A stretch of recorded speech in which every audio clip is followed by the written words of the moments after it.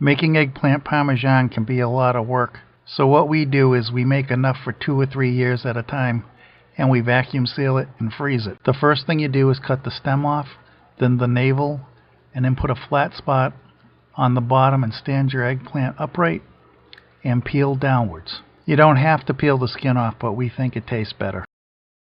Then we slice it about a 1/4 inch thick. We use a mandolin to do this, and we slice it the long way so we have less pieces of eggplant to deal with. You know, you got a bunch of large ones instead of a whole bunch of small ones.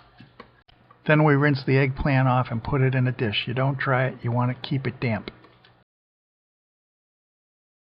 The next thing we do is set up a breading station. You need 3 containers, one for flour, one for an egg-water mixture, and the other for your seasoned breadcrumbs. And what we find works best are oblong-shaped take-out food containers, because if you can't finish it all in one day or you need to stop for some reason, you can snap the covers on and put them in the refrigerator and then just pull it all out and start over the next day. The first tray has just flour in it. The second tray has 6 eggs and a 1/2 cup of water and 1 tablespoon of water.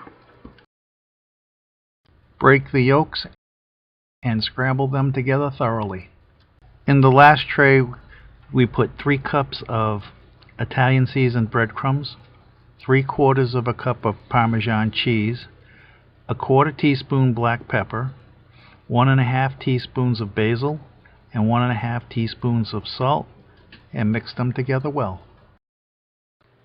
The next step is to put 2 tablespoons of vegetable oil in a 1/2 sheet pan and spread it around. Lightly dredge a piece of damp eggplant in the flour, then in the egg wash, and then in the breadcrumbs. And when she puts the first piece of eggplant in the pan, she likes to use it to finish spreading the oil evenly around the pan.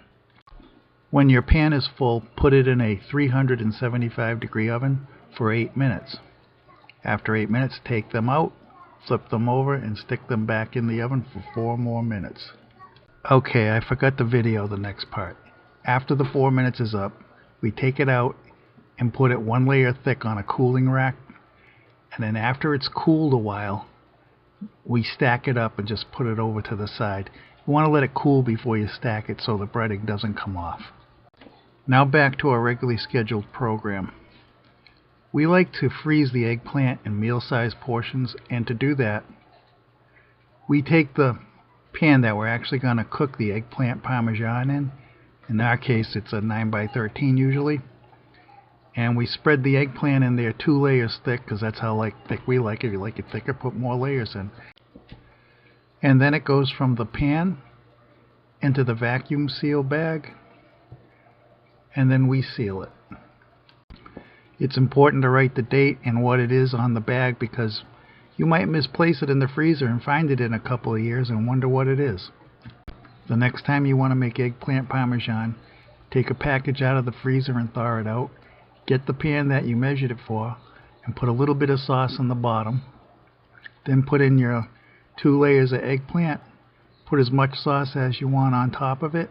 Cover it with tin foil and bake it at 375 for 20 minutes.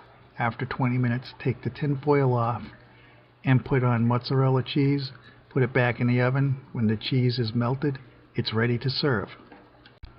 By the way, if you like to stack your eggplant parmesan really thick, put a little sauce every 2 layers. Well, that's it for this one. Please comment, rate, and subscribe. If you liked it, thumbs up would be greatly appreciated. If you didn't, you could pass it on to your enemies.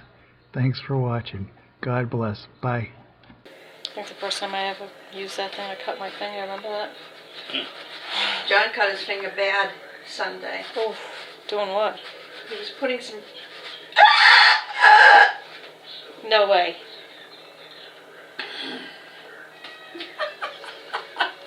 Shut the camera.